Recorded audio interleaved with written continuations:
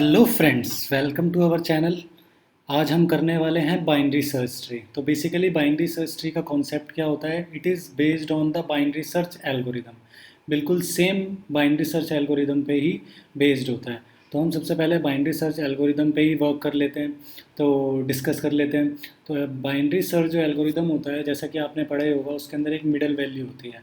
अगर वो middle value के साथ हम सर्च करते हैं, अगर वो मिडल वैल्यू ही हमें सर्चिंग एलिमेंट होता है तो हम उसे रिटर्न करा देते हैं।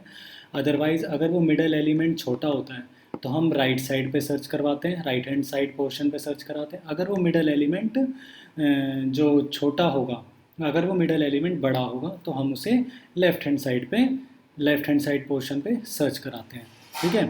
तो जैसे कि लिखा हुआ है यहाँ पे, data is organised in a way so that you are searching in an item, you can skip almost half of the items. The idea is based on the binary search algorithm on an array.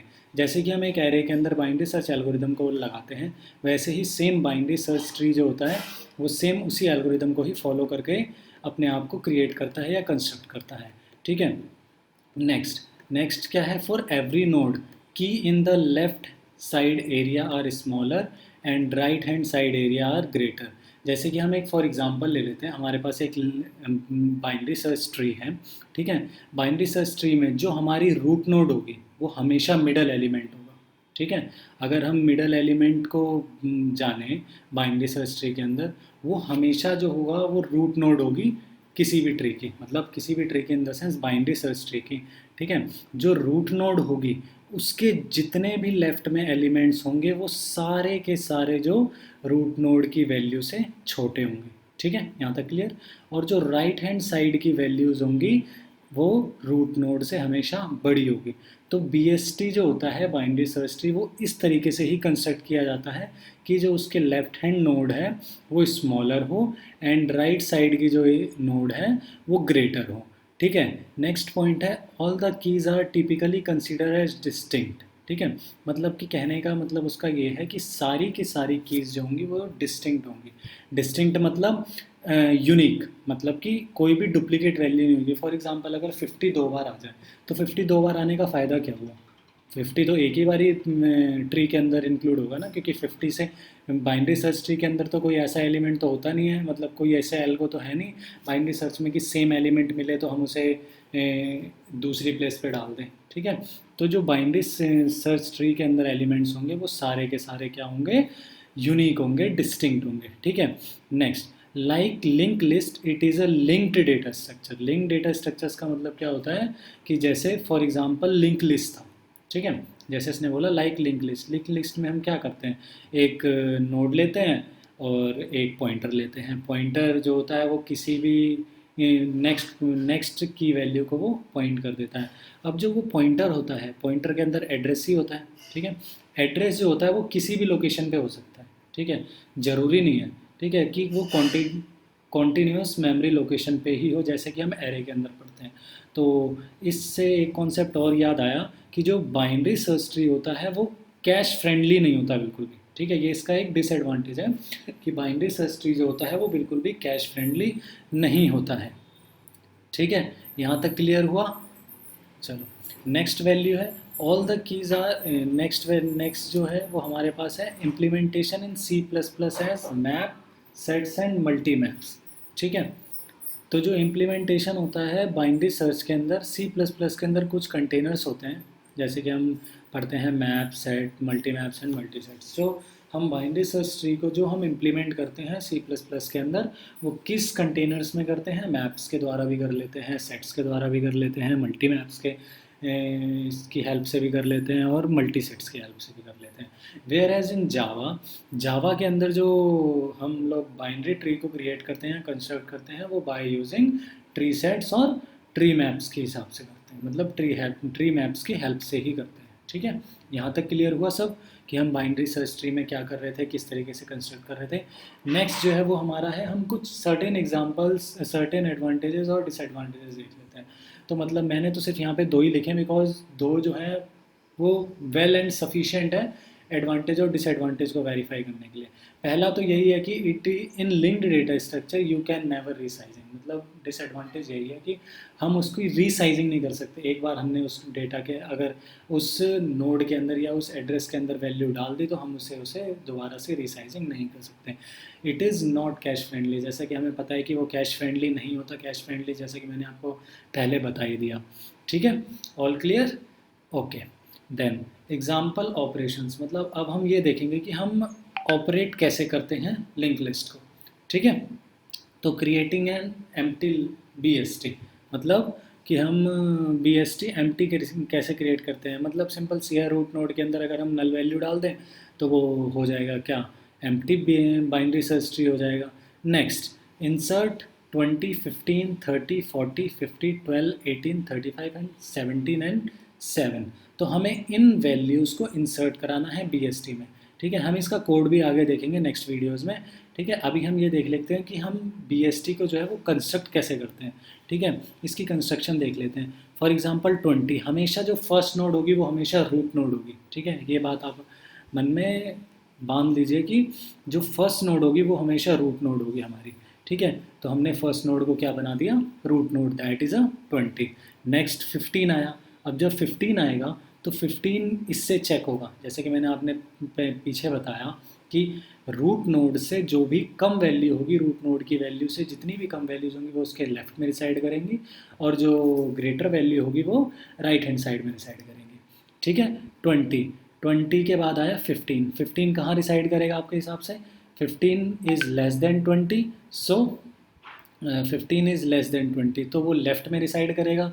Okay, तो left में reside करेगा तो मतलब कि वो कहाँ पे चला जाएगा, इसके लेफ़्ट में।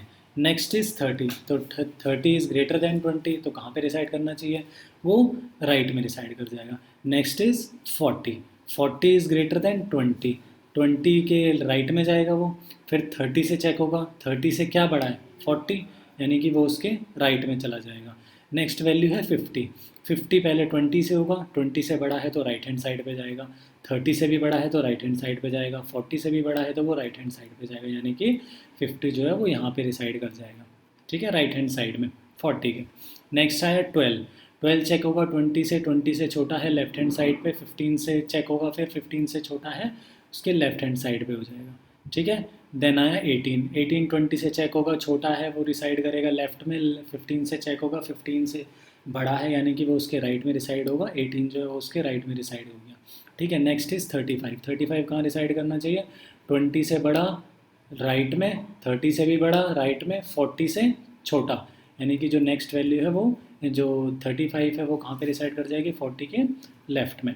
ठीक है, नेक्स्ट इज 17, 17 20 से छोटा है लेफ्ट में, 15 से बड़ा है राइट में, 18 से छोटा है तो यानी कि लेफ्ट में रिसाइड कर जाएगा। नेक्स्ट इज 7, 7 20 से छोटा है लेफ्ट में, 15 से भी छोटा है लेफ्ट में, 12 से भी छोटा है लेफ्ट में, तो कहाँ पे रिसाइड कर जाएगा, 7 12 के लेफ्ट में। ठीक है, यहाँ तक समझ में आया। तो इस तरीके से हमने पूरा बाइनरी सर्च कंस्ट्रक्ट कर लिया। होप सो इसमें कोई डाउट नहीं होना चाहिए, इसमें कोई हार्ड एंड फास्ट कोई रूल नहीं है कि कोई वैल्यू कहाँ पे जाएगी या फिर कोई मिसमैच होगी या फिर कोई ओवरलैपिंग कर जाएगी। तो नॉर्मल सिंपल है, क्योंकि वैल्यूज़ डिस्टिंक्ट है तो ऑब्वियसली बात है लेफ़्ट में या राइट में ही रिसाइड करेगी। अगर आपको इसके बाद भी नहीं समझ में आता है तो प्लीज़ वीडियो को रिवाइंड कर लेना और फिर से समझ लेना इस चीज़ को। ठीक है, होप सब समझ में आ ही गया होगा, इतनी कोई बड़ी चीज़ नहीं है। ठीक है, यहाँ तक क्लियर सबको? ओके, अब हम इसके बारे में, अब इससे नेक्स्ट चलते हैं हम टाइम कॉम्प्लेक्सिटी के बारे में।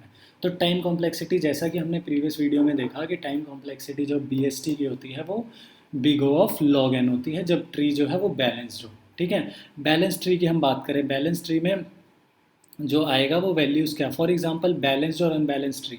देखिए, अगर पेरेंट नोड के 2 चाइल्ड होंगे या उसके फिर पेरेंट नोड के फिर से नेक्स्ट 2 चाइल्ड होंगे, तो यानी कि अगर मैं बात करूं कि क्या ये मेरे पास ये जो बाइनरी ट्री है ये बैलेंस्ड है, तो मैं बोलूँगा इसका तो चाइल्ड है ही नहीं, 18 का कोई चाइल्ड, 18 का एक ही चाइल्ड है, हर पेरेंट के 2 चाइल्ड होने चाहिए। ठीक है, या तो पेरेंट का कोई चाइल्ड ना हो या तो उस पेरेंट का चाइल्ड हो तो 2 हो और प्रॉपर बैलेंस में होने चाहिए। ठीक है, उस केस में हम बोलते हैं उसे बैलेंस ट्री, ठीक है। ये तो मेरे पास अनबैलेंस ट्री है, तो इस केस में जो टाइम कॉम्प्लेक्सिटी हो जाएगी, जैसा कि मैंने बताया, big O of height of this tree, ठीक है, बिग O ऑफ एच, ठीक है। अगर ये बैलेंस्ड होता तो इसकी टाइम कॉम्प्लेक्सिटी क्या हो जाती, big O of log of n, ठीक है। यहाँ तक समझ में आया टाइम कॉम्प्लेक्सिटी को लेकर के। अब रह गया हाइट की बात। हाइट पे हम लोग आगे डिस्कस कर लेंगे कि क्योंकि वीडियोस हो जाएगी ज़्यादा बड़ी, तो इसीलिए हम हाइट को नेक्स्ट वीडियो में कैप्चर कर लेंगे, ठीक है। तो आप इतना सा भी याद रखिए कि जो टाइम कॉम्प्लेक्सिटी होती है वो अगर ट्री बैलेंस नहीं है तो उसकी क्या होगी, big O of h, where h is the height of the time, height of the tree, height of the binary search tree, ठीक है। आपको समझ में आया यहाँ तक, होप सो।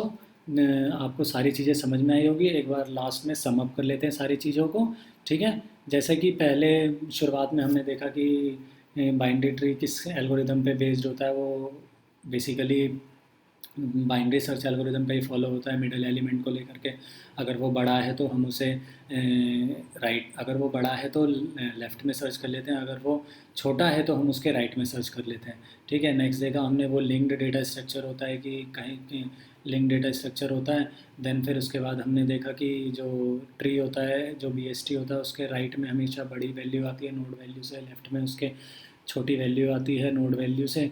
देन उसके बाद हमने देखा कुछ एडवांटेजेस डिसएडवांटेजेस कि जो डेटा, जो लिंक डेटा स्ट्रक्चर होता है हम उसे रिसाइजिंग नहीं कर सकते, और जो बाइनरी सर्च ट्री होता है वो कैश फ्रेंडली भी नहीं होता है, ठीक है। और फिर हमने उसके बाद एग्जांपल ऑपरेशन किया BST के अंदर कि हम कैसे BST क्रिएट करते हैं, कंस्ट्रक्ट किया पूरे BST को किस तरीके से।